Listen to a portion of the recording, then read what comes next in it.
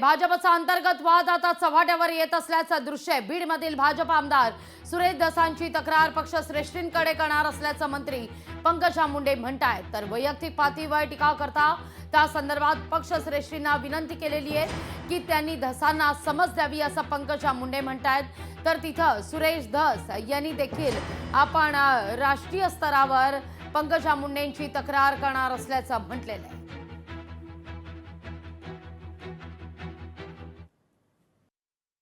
माझ्या पक्षातील श्रेष्ठींशी म्हणजे सन्माननीय मुख्यमंत्री, सन्माननीय प्रदेशाध्यक्ष बावनकुळेजी आणि आमचे संघटनातला जे श्रेष्ठी आहेत त्यांच्याशी मी चर्चा केलेली आहे। ज्या विषयामध्ये कुठलाही संबंध नसताना माझ्या नावाचा उल्लेख करणं किंवा कुठल्याही टिप्पणी करणं वैयक्तिक पद्धतीने हे त्यांनी करणं अपेक्षित नाही आणि त्यांनी ते करू नये। पक्षाच्या भूमिकांना ठेच पोचू नये म्हणून मी गेले 4-5 महिने नागपूर अधिवेशनापासून ते आतापर्यंत गप्प बसले, पण मी आता पक्षश्रेष्ठींना विनंती केली आहे की त्यांना समज द्यावी। असंच मी त्या पत्रकारांनाही बोलले, त्यांनी अशी हेडिंग दिली की पक्षश्रेष्ठींनी समज द्यावी। मी असं नाही म्हणले, मी म्हणले पक्षश्रेष्ठींना मी विनंती केली आहे की समज द्यावी असं आहे।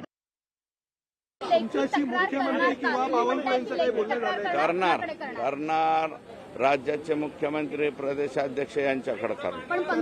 मुख्यमंत्री बावनकुळे सांगितलेलं आहे। मला समज देण्याचं काय कारण?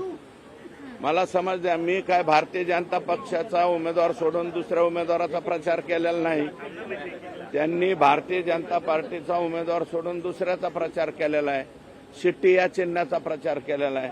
मग कारवाई करायची तर त्यांच्यावर कारवाई करा असं माझं मत आहे। लोकशाही मराठी ऐका, पहा, जागरूक रहा।